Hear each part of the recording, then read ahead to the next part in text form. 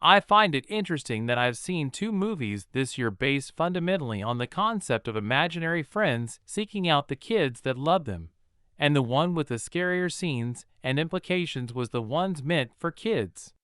Don't misunderstand me, this is definitely a kids' movie, and I recommend taking your children to see it, but there is a level of mystery and intrigue in this movie that will definitely keep the more intellectually stimulated adults entertained.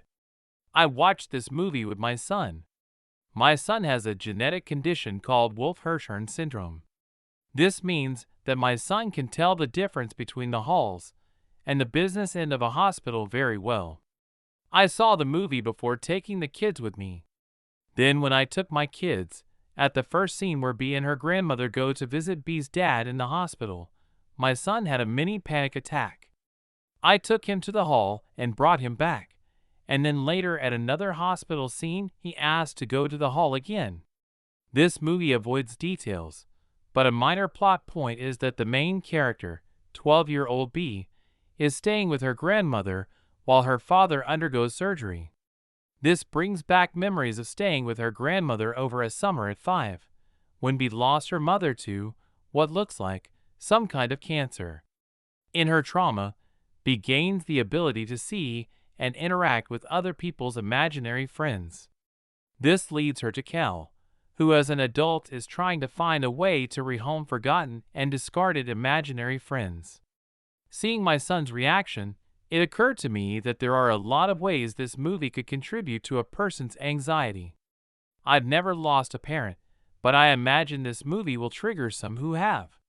My parents have been mostly healthy and never really needed life-saving surgery, but I can see how this movie could trigger some of those who have. There are scenes where Bee is followed by Blossom, one of the imaginary friends she later helps, and I can see how those who have been stalked could be triggered. Those who have had traumatic childhoods filled with doctor visits and tests and pokes and pricks every few months for the formative years of their lives, like my son, may find the slightly dark humor and hospital setting of Bee's dad to be triggering. This movie didn't have any of my triggers. Because they weren't my triggers, when I watched it alone, the triggers I now see were invisible to me. That's just human nature. My triggers are fairly unique to me, so most people don't see them in movies they enjoy. Once, in a work training event, I had a trainer ask us to share our greatest fear. When it came to my turn, it was simple: burying another child. I barely made it through the first one. I don't think I could do that again. She was a little surprised. Wow, that's pretty bad, but I think it's also kinda cheating, she said. No one wants to lose a child. How about your second greatest fear then? Oh, that's easy too. My second greatest fear is outliving my developmentally disabled son and leaving him with no one to take care of him.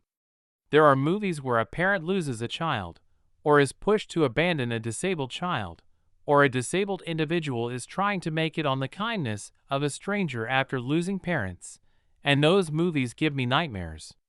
When I first started doing weekly movie posts, I used YouTube's free movies for a few. On one occasion, I put on a movie called Of Mice and Men from their free library while I folded laundry. That didn't last long. I barely made it 20 minutes into the movie, and it still gave me nightmares for a week. I decided to look up if the movie gets better at the end to see if finishing the movie would help. Let's just say that from what I've read, I'm glad I didn't try to finish it. When I started asking friends about it, though, it turns out that many of my more thoughtful friends have seen it and found it quite thought-provoking.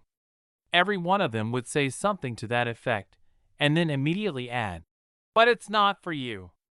I know you normally like thought-provoking movies, but just trust me on this one, it's not for you.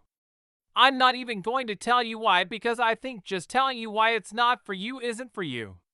It's strange to think that a kid's movie about a fanciful world of imaginary friends that need a home could be scarier than a movie about extra-dimensional beings trying to kidnap children. But that's the danger in good storytelling.